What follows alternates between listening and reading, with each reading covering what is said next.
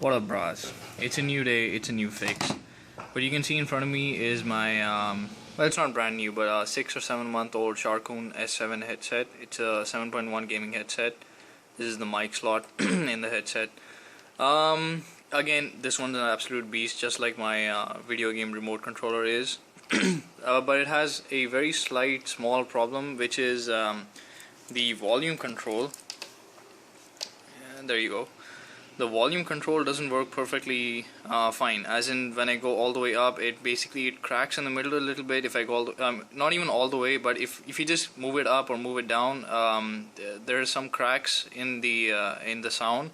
And what happens is you can either hear from sometimes you can hear only from this side, or most of the sound is cut out from this side, or the exact opposite, you can hear everything from this side and most of the sound is cut out from this side. So I have to basically just move around and find that sweet spot on the headset, and then if I want to increase my volume or decrease the volume or something, I tend not to touch this thing again, because this thing means I have to I have to play a lot with the settings over here. So what I do is I just go into the game and change the SFX and the volume controls and everything else. But this is not really such a hard fix. Now this is obviously my gaming headset, and this should work for pretty much any other kind of such volume wheels gaming headsets. But if you have normal earphones, even the ones that come with your mobile phones, even they have the same kind of volume controls, the wheels, and even your computer speakers. Well, not these ones, but the big speakers where you have the volume knob. They work the same way. It's again the same volume wheel. What happens is it's like this wheel right here. This wheel, it's a circle or a semicircle. It's like this, and you have like it's like this, and you have like a small pin that keeps going all the way from low volume to high volume, or high volume to low volume, as you want to fix it up. And basically what happens is there is some oxidation that builds up in between, which is why you lose the connection, then you gain the connection again, then you lose it again, then you gain it again. So what you want to do is you want to use what I have. Well, I mean, you can use this. This would be the best thing. It's called let's just try and focus again. Yeah, there you go. It's the Control Contact Cleaner and Lubricant from Radio Shack. Let me just check most of these Radio Shack things, they have like a code. I don't think this is it.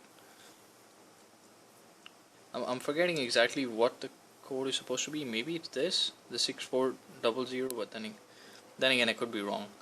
So whatever it is, this is what you really want, cleaner and lubricant. But even if you don't have this thing, people have fixed their earphones or headsets just using simple deo.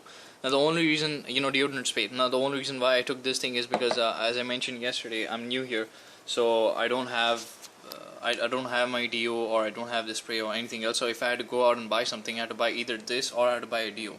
And why not just buy this thing, because it's not available in my own country. So I could basically use this. Alright, let's get into it. All I need is basically this the Phillips screwdriver.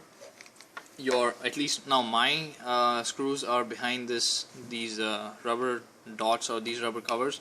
I need to remove these, and again, just like I did the video game controller yesterday, I have to cut or open it along these lines, the lines, the seams that you can see. So let's just get down to it. I hope you guys can see this.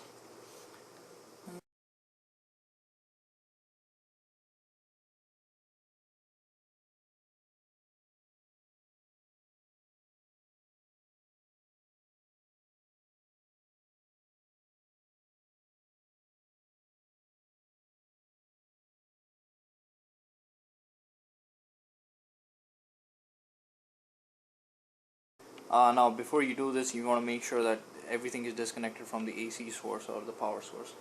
Just sit still, what the fuck. Okay, these are the 4 screws, 1, 2, 3 and 4. Now hopefully my screwdriver isn't as big.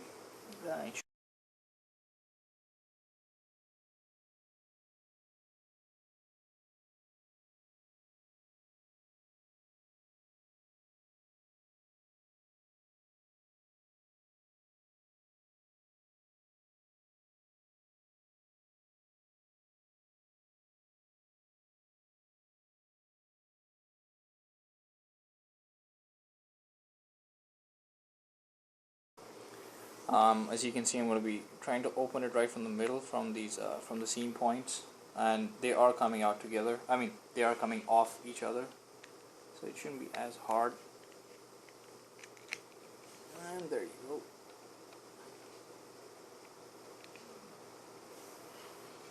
Stuck a little bit on this side. Just take your time. Don't push it. Don't rush it. There you go. Okay, so this is a sticker. It's trying to hold the whole thing back together again. All right. Okay, so we have a little chip here. Here we have the cleaner spray. Whoops. All right, so I'll just show you how it is. So this is how it looks when it's opened up. Alright guys, we're back. So these are the two clips, the bottom side, the top side, and this is right in the middle.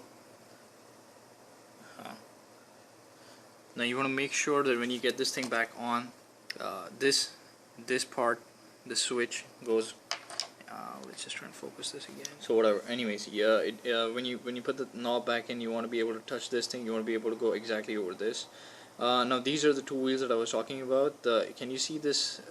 The single line up and the line up over there. These are the two, the pointers that I was talking about moving on the scale. So all I'm going to do is basically just spray the cleaner lubricant on this thing, around the wheel and around and below the wheel. So around and below the wheel, and then move these wheels all the way. Alright, let's do it. Alright, so now that we're back in focus, I set the whole chip back in, down again. This side is the lower side, this side is the upper side. There you can see the switch and the volume control is right next to the sticker. I set up these two heads, this one right here and this one right here properly, and you place them down in. Everything seems to fit back in perfectly. What I did was I cleaned this wheel.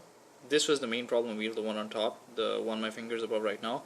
And the volume would also get fixed if I would touch this and move this knob, the one right next to the top wheel. So I sprayed all of them and I moved them around completely and properly well.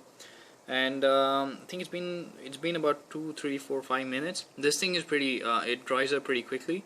So I guess let's just put it back together, and maybe there'll be 5 more minutes, and let's see. Let's try and see how it works. I'll see you. Alright guys, we're back. I let it cool down for quite some time. I think I sat down to let it cool down for like 10 minutes, but then it's almost an hour. I got caught up in a lot of other stuff. I was just thinking, you know what? Instead of actually having to take it apart, you saw me take it apart and put it back together. I still haven't put in the screws back in again. I think you can see that I haven't put the screws back in. I'm still testing it. You could just simply use the nozzle and spray it right here on the edges of where you can see the volume control. You know, the edges of the volume control on the edges of the amp, and then keep moving them up and down and back in it again, which is pretty much exactly what's happening on the inside. And just check if that works. You can, like I mentioned before, you can do it with a deodorant and see if it works. That's one of the ways that you could actually do it. But in case it doesn't work, then you might have to take it apart and then do it all over again, and do it properly. Then spray it on the inside and spray it on the left side and the right side, and then keep pushing it all the way up, all the way down. Move the wheel all the way around. I wish I could actually show it to you guys that it works properly fine, but I was just testing it out on GTA because the cars are coming in from the left or the right or whatever it is. I'm moving it all the way up, all the way down.